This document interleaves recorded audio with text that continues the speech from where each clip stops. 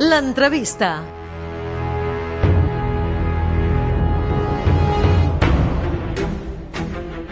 Avui entrevistem a Jonathan Guillén, un jove apassionat del cinema que treballa a la productora Avet Producciones, on aplica tots els seus coneixements per fer productes audiovisuals de qualitat.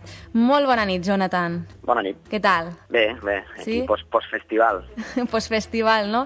Ja em vas explicar que vas estar molt estressat, no?, ara amb el Festival de Sitges. Bueno, vam fer bastantes coses perquè teníem un curtmetratge en secció oficial, Yuri's Omen, del que jo faig els efectes visuals.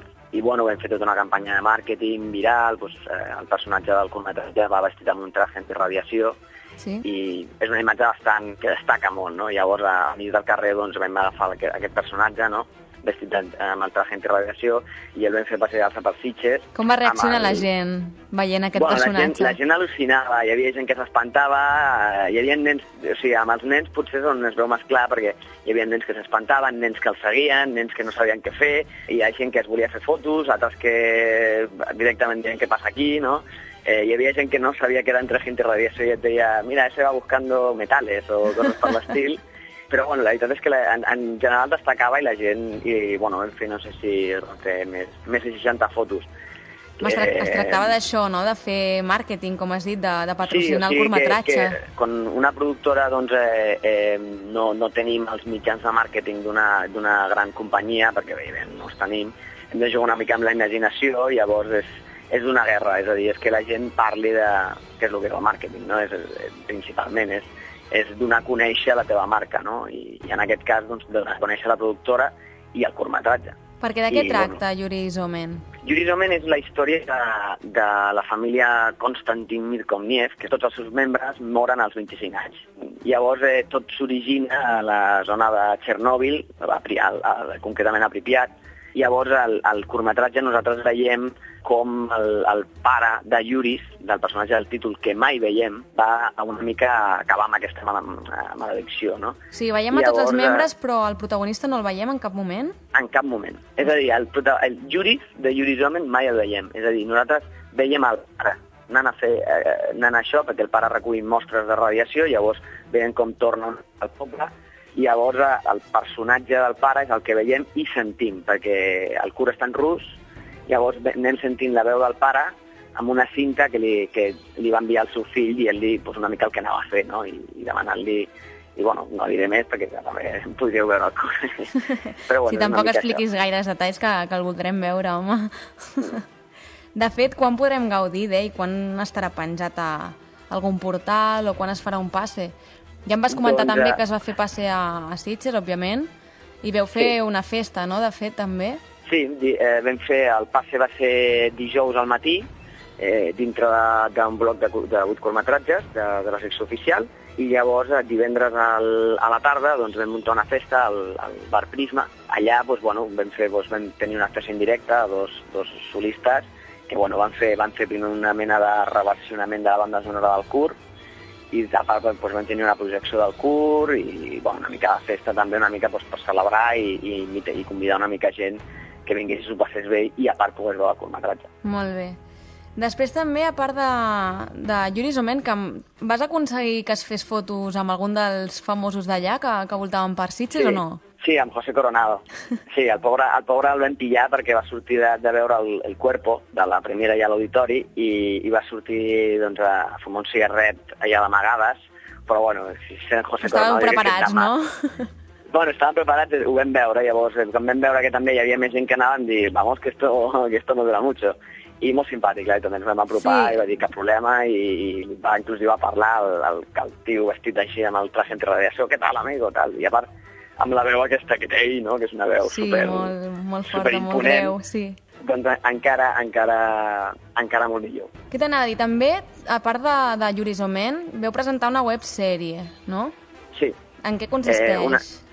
Bueno, la websèrie es diu Cheaters, ens va enviar una mica de sorpresa perquè ens van dir que de la secció Brigadun que faríem la presentació, ens ho van dir un mes abans de tenir que fer-la. Llavors el projecte per la presentació era fer 2 curtmetratges que una mica servissin per explicar amb poques pinzellades una mica de què va la sèrie, no? La sèrie en aquest cas va de realitat virtual i joc online. Llavors és una mica dintre, nosaltres diem en el futur, no diem un any perquè és més circumstancial que una altra cosa, existeix un joc online que és com un World of Warcraft o aquest tipus de jocs que són els juegos de rol massiu online d'aquests, no? Sí, amb molt d'èxit, clar. Sí, doncs això mesclat amb el concepte de realitat virtual i de poder controlar un joc amb el cervell, és a dir, tot això jo he estat un any investigant una mica si és possible i el fet és que dintre, hi ha gent que per exemple, cecs, que poden recuperar fins a un 20% d'edició amb aparells externs, no? Llavors el concepte és el mateix, no? És que tu puguis controlar un joc i controlar la immersió en aquest joc i a part estiguis jugant amb moltíssimes persones. Dintre d'aquest joc, per això es diu la sèrie Cheaters, existeixen com a qualsevol joc imaginable els cheats, que en l'argot de videojocs són els trucos que nosaltres diem sempre, no? Jo estava pensant de què m'està parlant ara, perquè no sabia el concepte aquest. Molt bé. Per això dic que sigues cheaters, per això en realitat cheaters és com enganyadores, no? Sí. És tramposos, en realitat. Llavors això és un concepte que tu pots aconseguir de forma, entre cometes, il·legal o almenys que no respecta les normes del joc. Pots volar, pots tenir de les armes, pots ser de metall, pots ser enorme. És a dir, són tot una mica el que tothom voldria fer a la realitat però que no pots fer. Però si ho mescles amb un concepte, en un joc que sembla real, és a dir, que tu pots sentir si et toquen, pots sentir fred, pots sentir gust, etc., no? A part de veure i poder escoltar. Si ho mescles amb això, doncs realment pots inclús desconnectar-te completament de la realitat, perquè imagina't una persona que... Sí, el que feu amb aquesta websèrie és barrejar la realitat amb lo virtual, no? Amb l'espai virtual, imagino, no? Sí, dintre de la sèrie veurem els dos espais, veurem una mica la persona que es connecta, perquè aquest videojoc funciona com un World of Warcraft, com tots aquests jocs, amb una subscripció mensual. Que la gent paga per jugar, no és allò, no és Matrix on la gent no sap que està connectada. De com arriba a atrapar, no?, algú aquest tipus de joc. Sí, és una de les coses que, per exemple, passa amb la realitat virtual, ara quan la gent es posa ulleres, no, d'aquestes de realitat virtual, i juga a algun joc, sense tenir una mica el que ens treu del joc, que és l'entorn. Quan juguem davant de la tele veiem l'habitació, veiem a més persones, i el joc el veiem a una petita finestra, que és la televisió. Però si no tens aquesta finestra, molta gent el que diu quan juguen a certs jocs ja de l'actualitat, que els gràfics són molt millors, és que realment es perd la noció del temps. Sí, això és el que sol passar. Clar, tu potser estàs jugant a les 3 del matí, però estàs en mig d'un prado on veies les cascades i con un sol fregador. I potser fins a les 6 o les 7 no te'n recordes, no?, de deixar de jugar. Sí, això evidentment. I llavors nosaltres, el concepte també de la immersió, és a dir, que tu puguis dir, oye, doncs jo vull jugar, però si m'estic cremant fora, perquè se m'està cremant la casa, vull sentir que m'estic cremant i vull sentir la calor abans de cremar-me, no? Llavors pots triar el nivell d'immersió, que aquesta és potser una de les curiositats, no? Que tu pots agafar i dir, doncs, vull completament desconnectar-me de la realitat, és a dir, no vull ni sentir, només vull que si em toquen sigui el joc i fora no sento res, no? Cosa que és bastant possible, això és privació de sentits, és a dir, és un concepte que ja es fa servir. Hi ha aquests, per exemple, aquests tancs on la gent es fica i no sent estan aïllats. Llavors, això és una mica per privació sensorial. Llavors el concepte seria el mateix, no? Un aparell que va davant dels ulls, que l'únic que fa és bloquejar totes les senyals externes i les senyals internes les subministra ell. Que és una cosa que ja s'està començant a fer. Llavors, aquesta websèrie deu estar molt elaborada i s'hauran utilitzat molts efectes, no?, d'After Effects o d'aquest tipus, no?, per barrejar. Clar, nosaltres, per exemple, pels curtmetratges, només en un curtmetratge de 8 minuts tenim quasi 40 tomes d'efectes visuals. Però, bueno, jo com que em dedico a això, em dedico als efectes, que, per exemple, tu estàs vinculat a la part d'efectes, doncs, no?, dins de la productora. O sigui, jo, dintre de la sèrie, o sigui, jo soc el creador perquè és un projecte que vaig portar jo a la productora i una mica, doncs, el que faré serà dirigir els capítols que pugui, dintre del temps que tenim, però a part d'això jo seré el supervisor d'efectes principals, perquè bueno, és una àrea que conec molt bé i que és el que, per exemple, audiovisualment, com deien, és el que jo he fet, no? Que és convertir Lleida en Txernòbil, Sí. I en aquesta sèrie encara és més complicat, perquè nosaltres la idea és que sigui una cornucòpia, aquest món virtual, una cornucòpia del món nostre. Llavors, en realitat, nosaltres, per exemple, per presentar el futur, utilitzarem una mica el concepte que va fer servir, per exemple, Origen. No? Origen és una pel·lícula futurista on no hi ha res que sigui futurista. Sí, molt elaborada més, que arriba... És molt elaborada, però sense jugar ni amb hologrames ni res, i l'únic futurista que es veu és l'aparell, no? Doncs, I això, per exemple, jo què sé, si mires pel·lícules com, per exemple, l'altre dia veia Fritz Lang, per exemple, a Metròpolis, és superfuturista tot, però quan veus els personatges com van vestits i com es relacionen, realment no hi ha grans hologrames ni grans canvis. I a part això també en realitat passa la veritat. Una ciutat, per exemple, si tu mires Barcelona, en els últims 10 anys, Barcelona ha canviat molt poc.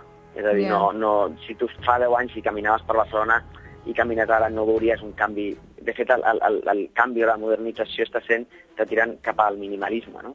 Llavors és que no es vegin els canvis quasi. Llavors nosaltres juguem a aquest concepte una mica per ajudar-nos a no tenir que emprar tants efectes visuals, però també és una cosa que hem de donar més realisme a la sèrie. Llavors els efectes intentem, no que estiguin aïllats, però intentem, si es pot fer a la realitat, es pot fer rodant millor que millor. I si s'ha de retocar la realitat perquè quedi bé, això cap problema. Bueno, això ja t'encarregaràs tu, no, doncs? Bueno, jo i més gent. Això ara el que estem fent és una mica començar a no desenvolupar el projecte, desenvolupar el projecte en la seva totalitat.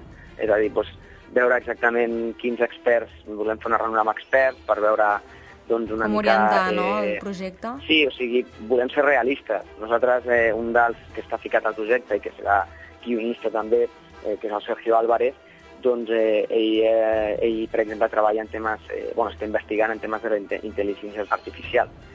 Llavors, volem una mica donar-li a la sèrie una base real, és a dir, que si tu dius que ningú pugui dir esto és una fantasmada, no? Esto és impossible. No, clar, que sigui real, que no sembli tot ficció i que sigui completament fals, diguem, que sigui creïble. Clar, completament, i no només en el concepte de videojocs, sinó també volem parlar amb neuròlegs, psicòlegs, és a dir, veure una mica, no només per veure si ponemos aquí un ordenador más moderno u otro, o si això científicament és possible, sinó també veure els efectes en una societat, per exemple, doncs, que està molt, molt ficada dintre d'una mena de realitat alternativa. Llavors això comporta, vull dir, quan comences a parlar d'això és una conversa que pot ser molt llarga, perquè hi ha moltes coses que es poden treure d'aquí, no? Però és que a part, sempre penses que potser una pel·lícula sembla fàcil quan tu la veus al cinema o quan tu la veus a casa teva, per exemple, però clar, el que no pensem és en tota la part de preproducció, de documentació, d'investigació que hi ha al darrere per poder tirar endavant el projecte, que potser és la base important del projecte, si no, no tirem endavant. No crec que passi sempre que es fa aquesta investigació i recerca, perquè moltes també vegades... També depèn del tema, esclar. Depèn del tema, i també a vegades, inclús amb un tema que potser seria molt interessant, com la gent a vegades no investiga o creu que ho sap tot, no? Això potser és més de documental, no? Això d'investigar, de preparar i tot el tema. Completíssimament. O sigui, has de mirar 1000 fonts, has de mirar tot article relacionat, tota web, tot el que puguis trobar no està de més. Tot el que puguis trobar, perquè la regla és que mai sabràs i mai saps què pots treure d'una reunió amb aquesta persona, perquè potser et dona idees que no se t'havien acudit. Perquè com que no domines el tema, i ell sí et pot dir... Nosaltres, per exemple, jo per exemple me'n recordo, durant la investigació vaig veure una conferència sobre avatares, no? Sobre com ens relacionem amb un avatar, i feien l'experiment de posar gent a fer actes una mica deleznables, no? O sigui, escalar un àrbol i cremar un animal o coses per l'estil, i després mesurar una mica la reacció de la gent, i inclús amb uns gràfics molt bàsics, és a dir, no eren gent real, no era com un videojoc. Més que res per fer-te una idea. Sí, o sigui, això és per fer-te una idea, amb un entorn que no sembla real, ja t'afecta, perquè els donaven, per exemple, per talar l'arbre, doncs els donaven un joystick que tremolava, sentien, i clar, ells dintre del joc sentien el soroll.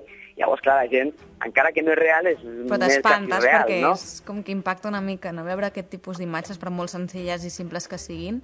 Sí, i llavors, això quan ja veus això, no? I et confirmen, jo què sé, per exemple, que per aconseguir que gent faci exercici, si veuen el seu avatar córrer o fer un exercici, els és molt més fàcil imitar-ho, no? I inclús interioritzar el fer exercici. Són experiments que es fan en realitat virtual que quan ja veus això dius, bueno, esto és la punta de l'iceberg. O sigui, si parles amb especialistes veus que hi ha molts efectes col·laterals de ficar-te en la realitat virtual. I ara, canviant una mica de tema, parlant una mica més del que és la productora en si, des de quan formes part d'aquesta productora? Perquè és jove, o sigui, no té gaires anys. Sí. I què és el que creus que la caracteritza? Home, jo crec que AVET fa ja 12 anys que existeix. Va començar com una associació i ara ja és una productora. AVET es caracteritza perquè sona potser molt cutre, però qualsevol pot entrar. I si tens una idea, un bon guió, o senzillament dir, mira, m'agradaria aprendre a maquillar cinema, doncs pots venir a qualsevol... Sí que recolzen, no? Noves idees. Completament, o sigui, nosaltres tenim membres, els nostres membres van des dels 18 anys fins a més de 40, o sigui que hi tenim molts membres. Saps? Gent que vol aprendre una disciplina, o gent que vol dirigir, o gent que senzillament vol produir o fer fotografia, és a dir, llavors aquesta gent ve als rodatges, aquí, evidentment, quan es pot tots cobrem i quan no, doncs es fa amb tota l'il·lusió del món i moltes hores sense cobrar, però nosaltres, per exemple, una mica els donem tot el suport perquè ens preguntin, perquè aprenguin, perquè, igual que jo, per exemple, també aprenc, és a dir, i no sona molt típic, però jo als rodatges on estic aprenent, i molt. Clar, això s'aprèn dia a dia, en l'audiovisual és el que passa, que mai en saps de tot. Ja va bé per això. Mai.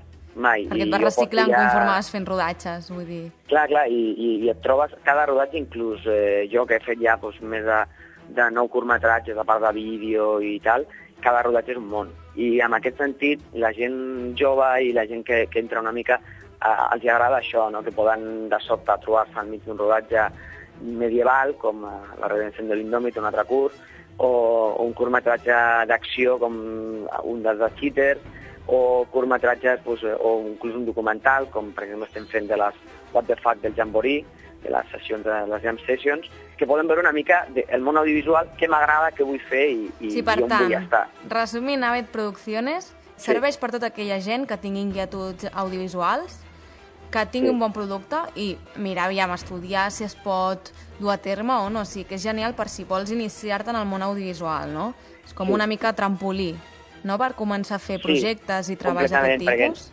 Perquè nosaltres, per exemple, també tenim, una de les particularitats que tenim és que tenim material propi, és a dir, nosaltres tenim focus, càmeres, micros, etc, que és propi nostre, és a dir, llavors... Sí, que no heu de recórrer a llogar, que ja és una despesa afegida. Sempre has de llogar alguna cosa, Sí, però que tinguis almenys el bàsic per poder anar tirant endavant i poder treballar. Llavors, por ejemplo, pues una persona que digo, oye, pues no se están utilizando, puedo utilizar los focos para hacer esta práctica y tal, pues cap problema. I gent, et dic que nosaltres els directors no són de 40 anys, o sigui, hi ha directors de 21 anys, saps? O sigui, que volen fer un curtmetratge, jo el meu primer curtmetratge en AVET el vaig fer quan tenia 21 anys també, saps? Llavors això és la part bona, que no cal ni tenir contacte, ni enxufe, ni res, només cal que vinguis al despatx o ens envies un mail amb la teva proposta, sigui un guió, sigui vull participar, o sigui, mira, tinc aquest vídeo i vull que me'l munteu o fem una coproducció, és a dir, nosaltres estem... A AVET la part bona és que és una productora, si vols resumir així, formada per artistes. És així, o sigui, per gent que li agrada fer això. És a dir, nosaltres no tenim empresaris dintre de la... Sí, tothom que vulgui participar en aquesta productora només cal que entreu a la web i ja mostreu els vostres projectes per intentar tirar endavant, no? Clar, o sigui, ells es posen en contacte amb nosaltres i veiem sempre la gent, si vol participar, què pot fer, que entengui una mica la filosofia que tenim nosaltres i això nosaltres intentem recolzar tothom, és a dir, que podem, dintre dels nostres mitjans, que no són els de 20th Century Fox, però dintre dels nostres mitjans intentem ajudar i que la gent pugui una mica desenvolupar les seves idees. Inclús si ens envien un guió dient, ostras, no ens agrada, en lloc de dir, fuera, no me hables, te propongo estos cambios, ¿qué te parece? ¿No? I expliquem per què sempre, és a dir, però no, segons el projecte, és a dir, si el guió realment és vomitivo, doncs llavors li dius a la persona, educadament, i li proposes què pot millorar d'aquest guió, no? Tens la idea, i sempre passa, no? Tens una bona idea, què podem millorar? I quan el guió està bé, doncs senzillament és recolzar-ho, què necessites, quan ho necessites, com ho organitzem, quanta gent necessites, etc. Doncs molt bé, Jonathan, fins aquí l'entrevista. Moltíssimes gràcies per haver col·laborat amb nosaltres. De fet, ja intentarem comptar amb tu en algun debat. Moltes gràcies. No, gràcies a vosaltres. A reveure.